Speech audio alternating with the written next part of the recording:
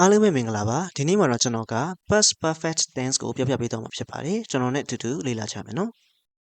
အရင်ဆုံးဒီပုံလေးကြည့်လိုက်မယ်ဆိုလို့ရှိရင်ကျွန်တော်တို့ကဒီ present ဆိုတာအခုဖြစ်နေတဲ့အချိန်ပေါ့နော်ပြစ္ဆုတ်ပံဖြစ်ပါတယ် past မှာကျွန်တော်တို့တစ်ခုခုဖြစ်ခဲ့တယ်အတိတ်မှာအဖြစ်အပျက်တစ်ခုရှိခဲ့တယ်အဲ့ဒီရဲ့မတိုင်ခင်ဖြစ်ခဲ့တဲ့အဖြစ်အပျက်အဲ့ဒီမတိုင်ခင်ကာလတစ်ခုလုံးကိုကျွန်တော်တို့က past perfect လို့သုံးပါတယ်ဥပမာဆိုလို့ရှိရင် she'd published her first poem by the time she was 8သူမအသက်10နှစ်ရှိတဲ့အချိန်မှာသူမရဲ့ပထမဆုံးကဗျာကိုထုတ်ပြီးသွားပြီပေါ့နော်အဲ့တော့သူမအသက်10နှစ်ရှိခဲ့တာက past အဲ့ဒီမတိုင်ခင်မှာထုတ်ခဲ့တဲ့အတွက်ကြောင့်မလို့ past perfect ကိုသုံးရမှာဖြစ်ပါတယ် We'd finished all the water before we were halfway up the mountain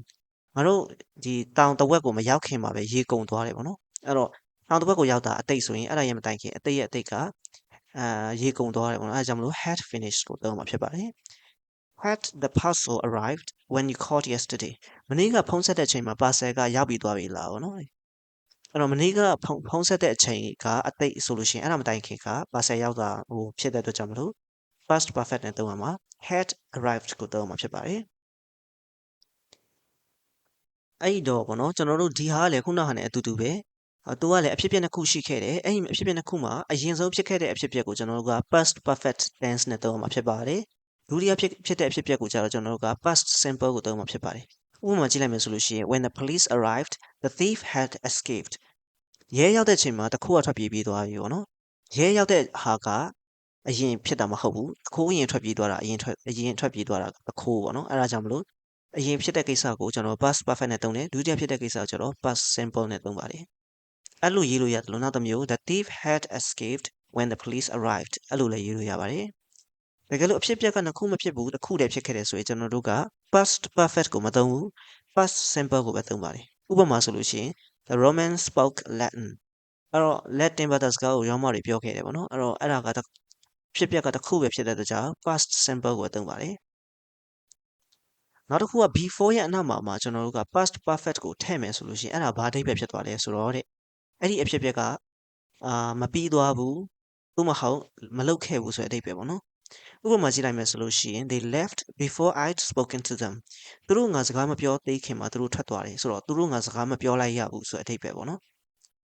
Sadly the author died before he'd finished the series သူ series တွေမပြီးသေးခင်မှာတည်သွားတယ်ပေါ့နော်စာရေးဆရာတည်သွားဆိုတော့အဲ့ဒါက incomplete ပေါ့နော်မပြီးသေးဘူးဆိုတဲ့အဓိပ္ပာယ်ဖြစ်ပါတယ်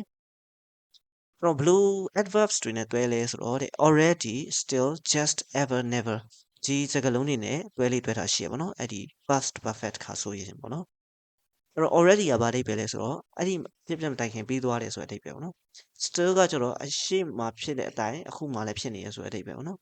just ကကျတော့အဲ့ဒီအဖြစ်ပြန်မတိုင်ခင်လေးတွေပဲပြီးသွားတာပေါ့နော် already နဲ့ဘာကွာလဲဆိုတော့ already ကကျတော့အဲ့ဒီအရှိကိုပို့ပြီးတော့ရောက်တယ်ပေါ့နော်စောစောပြီးသွားတယ်ဒါကကျတော့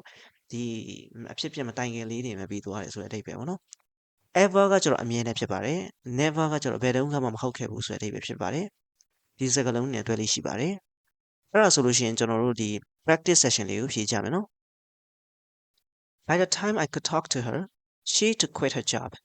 သူမကငါစကားသွားပြောတဲ့အချိန်မှာသူမကအလုပ်ထပ်ဖို့ဆုံးဖြတ်လိုက်ပြီးပြီ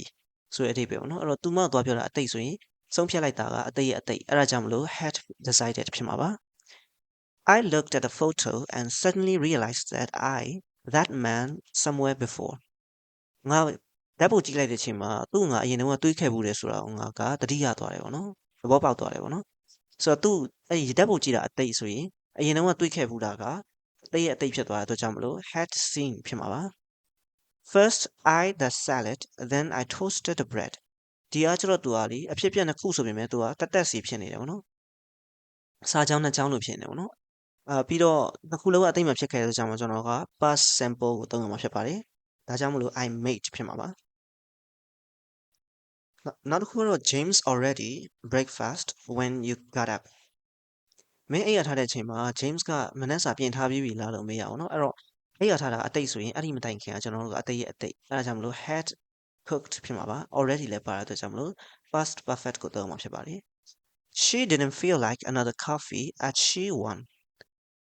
နောက်ထပ် coffee သူမတောက်ချင်ခဲ့ဘာဖြစ်လို့လဲဆိုတော့အဲ့ဒီမတိုင်ခင်လေးတွေပဲသူတောက်ထားတာမို့လို့ဆိုတော့အတိတ်ရဲ့အတိတ်ဖြစ်တဲ့အတွက်ကြောင့်မလို့ had just လည်းပါတယ်ပေါ့နော် We had the French exam this morning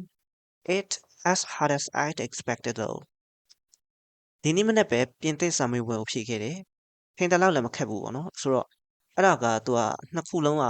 past ဖြစ်တယ် past simple ဖြစ်တယ်ပေါ့နော်။ဘာလို့လဲဆိုတော့ဒီနှစ်ကြောင်းကတက်တက်စီဖြစ်နေလို့ပေါ့နော်။အဲ့ဒါကြောင့်မလို့ကျွန်တော်တို့ကဒီ B ရဲ့ past tense က was were ပေါ့နော် was လို့မဟုတ် were ဆိုတော့အဲ့မှာ it ဆိုတော့ singular ဖြစ်တယ် was ကိုယူရမယ် was not ဖြစ်မှာပါ I asked Sarah if she wanted to go for a walk but she's still her homework Sarah လမ်းလျှောက်ထွက်ချင်လားဆိုပြီးတော့ကျွန်တော်မေးခဲ့တယ်ဒါပေမဲ့သူအဲ့ဒီစာမပြီးသေးဘူးပေါ့နော် was still လဲပါတယ်ပေါ့နော်အဲ့ကြောင့်မလို့ကျွန်တော်တို့က had not finished ကိုသုံးမှာဖြစ်ပါတယ် Dinosaurs hundreds of millions of years ago လောကနှစ်တန်းရာပေါင်းများစွာကတည်းက dinosaur တွေနေထိုင်ခဲ့ကြတယ်ဆိုတော့အဲ့ဒါအာ single event ပေါ့နော်တစ်ခုတည်းအဖြစ်အပျက်တစ်ခုတည်းဖြစ်တဲ့အတွက်ကြောင့်မလို့ကျွန်တော်တို့က past simple ကိုသုံးမှာဖြစ်ပါတယ်ဒါကြောင့်မလို့ lived ဖြစ်မှာပါအဲ့ဒါဆိုလို့ရှိရင်ဒီ past simple နဲ့ past perfect ကိုခွဲခြားတဲ့နေရာမှာပို့ပြီးတော့လွယ်ကူသွားမယ်လို့ယုံကြည်ပါတယ်အောက်က comment ထဲက link ထဲမှာလည်း past perfect နဲ့ပတ်သက်တဲ့ exercise လေးတွေကိုယ့်ဘာသာကိုလေ့ကျင့်လို့ရအောင်ထည့်ထားပေးရပါတော့အားလုံးအတွက်ကြိုးရှိမယ်လို့ယုံကြည်ပါတယ်ကျေးဇူးများတင်ပါတယ်ခင်ဗျာ